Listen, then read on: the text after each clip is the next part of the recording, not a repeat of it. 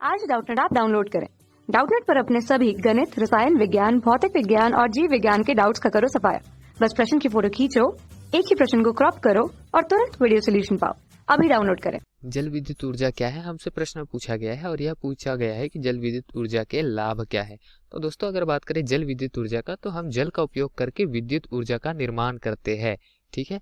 अब विद्युत ऊर्जा क्या होती है? जो हमको घरों में प्राप्त होती है, जिससे बटन दबाने पर हम बल्ब जलाते हैं, तो जो ऊर्जा का उपयोग करते हैं वही विद्युत ऊर्जा है।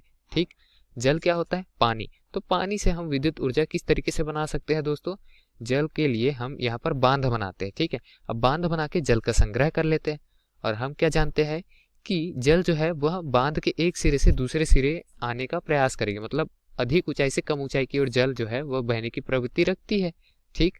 अब बांध के नीचे हम छोटा सा छिद्र बना देते हैं और वहां टरबाइन लगा देते हैं। टरबाइन एक मोटर या फिर डायनामो से संलग्न रहती है। और हम यह भी तो देख चुके हैं चुंबकीय प्रभाव में कि डायनामो अथवा मोटर में शाफ्ट को अगर घुमाया जाए किसी भी तरीके से, तो वहां हमको विद्युत ऊर्जा प्राप्त होती है। ठीक है।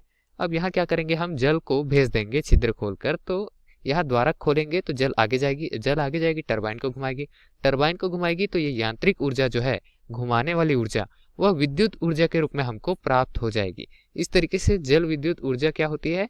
जल से हम विद्युत ऊर्जा प्राप्त करते हैं। ठीक है। हम कह सकते हैं कि जल के उपयोग द्वारा निर्मित विद्युत ऊर्जा जल विद्युत ऊर्जा कहलाती है। हमसे प्रश्न में और क्या पूछा गया है? हमसे प्रश्न पूछा गया है कि जल विद्युत ऊर्जा के लाभ क्या है।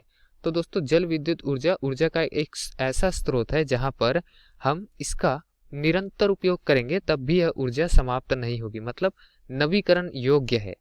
ठीक है। यह स्रोत क्या है? नवीकरणीय स्रोत है।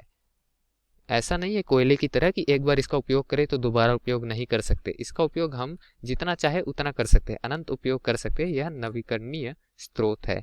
ठीक है। ये एक लाभ हो गया। दूसरा लाभ देखें तो दूसरा लाभ क्या लिख सकते हैं? यह प्रदूषण रहित है और पर्यावरण के अनुकूल है। ठीक है। प्रदूषण इससे होता है क्या? नहीं होता। यह प्रदूषण रहित ऊर्जा है। ठीक। इससे एक और लाभ क्या होता है दोस्तों, कि हम जल को संग्रह करके रख सकते हैं, वर्षा के जल को। ठीक है। बाद में जब चाहे तब द्वारक खोलकर उसका उपयोग कर सकते हैं। ठीक। और यह दीर्घकालिक होती है। ठीक है दोस्तों, मतलब इसका कोई समय नहीं होता कि इस समय तक बस उपयोग किया जाए। इसको हम जब तक चाहे तब तक उपयोग कर सकते हैं। अन्य ऊर्जा स्रोतों की तुलना में जल विद्युत ऊर्जा स्रोत का लागत कम होता है। ठीक है।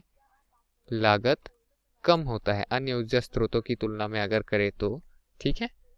जल विद्युत ऊर्जा के लिए हम बांध बनाते हैं, जहां पर जल को क्या रखे, बांध कर रखे हुए। इससे क्या होगा कि वर्षा के जल को संग्रहित कर रहे हैं। इससे बाढ़ नियंत्रण भी हम करते हैं। ठीक है। मतलब अगर जल को बांध कर ना रखा जाए तो जल जो है अधिक वर्षा होने पर बाढ़ जैसी स्थिति निर्मित कर सकती है, जिसका नियंत्रण बांध पर कर सकते हैं हम। ठीक। एक तो बाढ़ नियंत्रण हो गया और बहुत से छोटे छोटे सहायक लाभ है, जैसे कि यह बांध जो बनाते हैं वह पर्यटकों को लुभाते हैं, तो यहाँ पर्यटक स्थल हम बना सकते हैं। यह हो गया। सिंचाई के काम आती है, मतलब जब हमको सिंचाई के लिए जल की आवश्यकता है तब हम बांध खोल सकते हैं। ठीक। ये खेतों के लिए सिंचाई, और यहाँ मनोरंजन भी किया जा सकता है, मत्स्य पालन भी किया जा सकता है।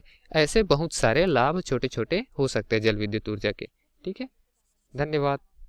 कक्षा 6 से 12वीं से लेकर नीट, IIT, JEE वो एडवांस के लेवल तक 1 करोड़ से ज्यादा छात्रों का भरोसा। आज ही डाउनलोड करें डाउटनेट ऐप या व्हाट्सएप करें अपने सारे डाउट्स 8400 400 400 पर।